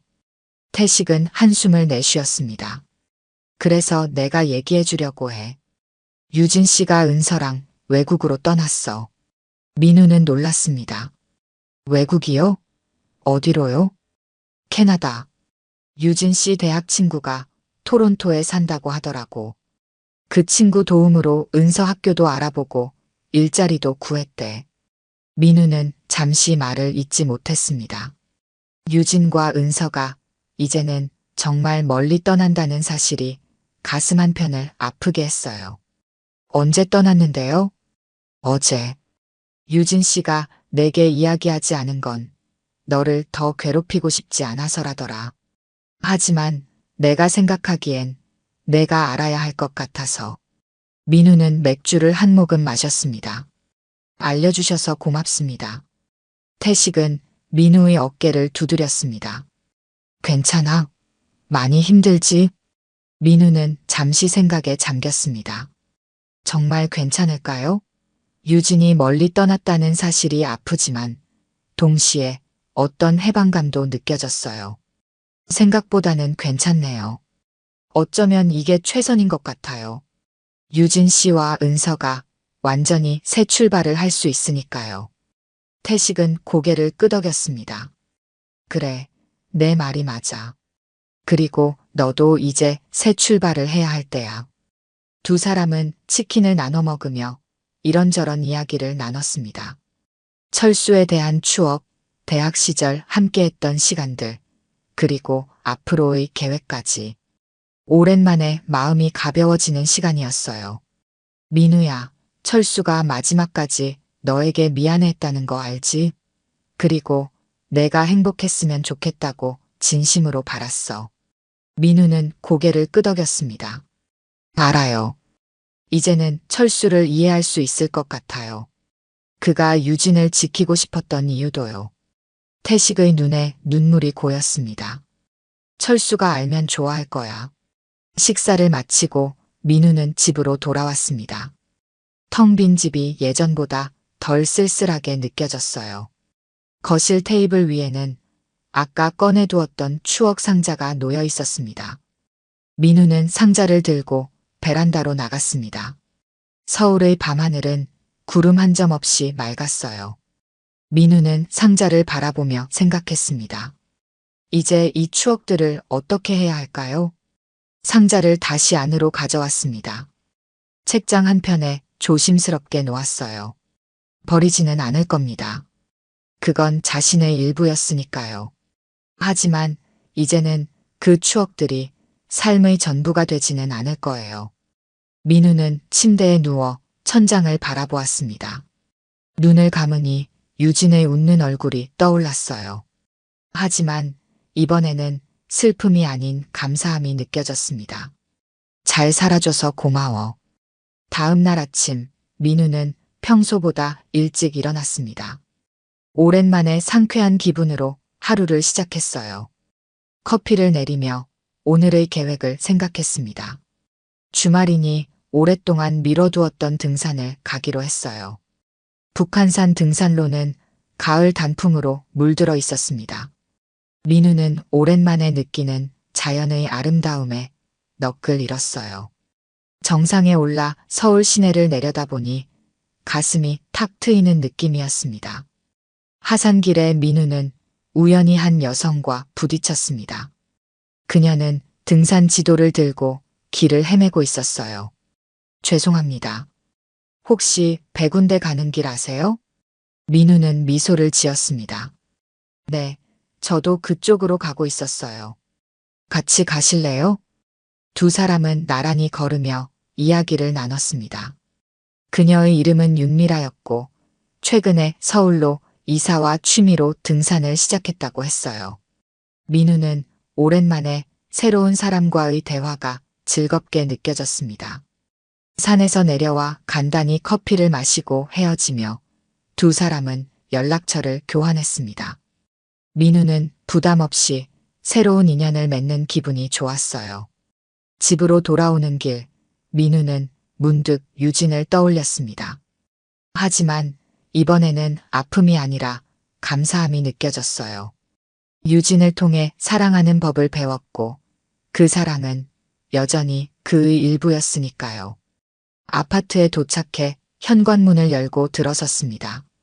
이제 이 집은 과거의 그림자가 아닌 새로운 시작을 위한 공간이 될 거예요.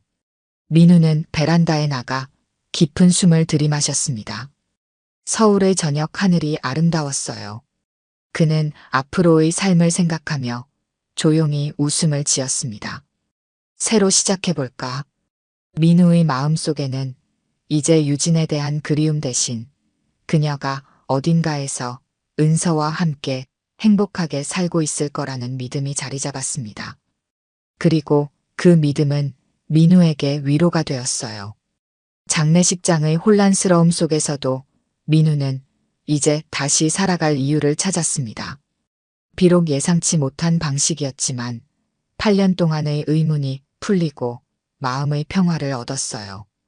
이제 그의 앞에는 새로운 길이 펼쳐져 있었습니다. 오늘 들려드린 이야기가 여러분의 마음에 작은 울림이 되었기를 바랍니다. 이야기가 좋으셨다면 좋아요와 구독 부탁드려요. 다음 사연을 들려드리는데 큰 힘이 된답니다. 그리고 여러분의 이야기도 댓글로 들려주세요. 다음 이야기 때 또 뵙겠습니다.